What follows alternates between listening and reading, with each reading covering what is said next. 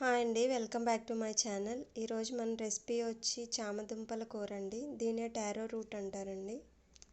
చాలా సింపుల్ వేగా మనం ఈ కర్రీ అనేది ప్రిపేర్ చేసుకోవచ్చండి. ఒక ప్యాన్ తీసుకుని ఆయిల్ వేసుకుని హీట్ చేసుకున్న తర్వాత ఉల్లిపాయలు వేసుకోవాలండి.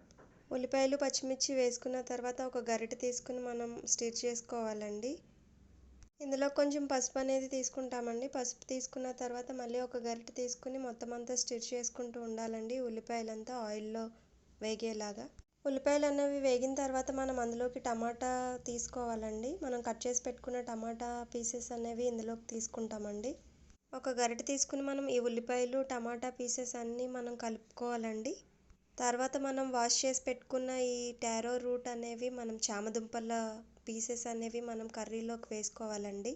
ఒక గరిటె తీసుకుని బాగా స్టిర్ చేసుకోవాలండి. మొత్తం పీసెస్ అన్నీ వేసుకున్న తర్వాత మనం ఇవన్నీ అందులోకి మిక్స్ అయ్యేలాగా మనం బాగా స్టిర్ చేసుకుంటూ ఉండాలండి. ఉల్లిపాయ టమాటా మనం ఈ టారో రూట్ పీసెస్ అనేవి మనం బాగా కలుపుతూ ఉండాలండి. తర్వాత మనం ఇందులోకి కారం తీసుకుంటామండి. కొంచెం కారం తీసుకున్నామండి. ఇందులోకి కొంచెం మనం ఉప్పు తీసుకున్నామండి. సాల్ట్ సరిపడగా తీసుకోవాలండి. టేస్ట్ తగ్గట్టు చూసుకుని మనం సాల్ట్ అనేది అడ్జస్ట్ చేసుకుని తీసుకోవాలండి. ఇందులోనే మనం వేయించి పెట్టుకున్న జీలకర్ర పౌడర్ కూడా తీసుకున్నామండి.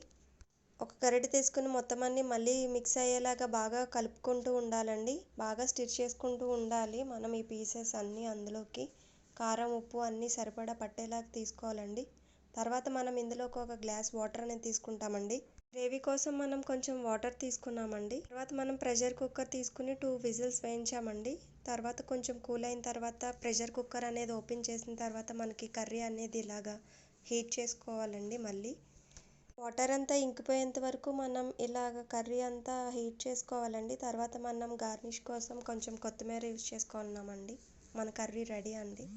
నా వీడియోస్ కనుక నచ్చితే లైక్ చేసి కామెంట్ చేసి సబ్స్క్రైబ్ చేయండి.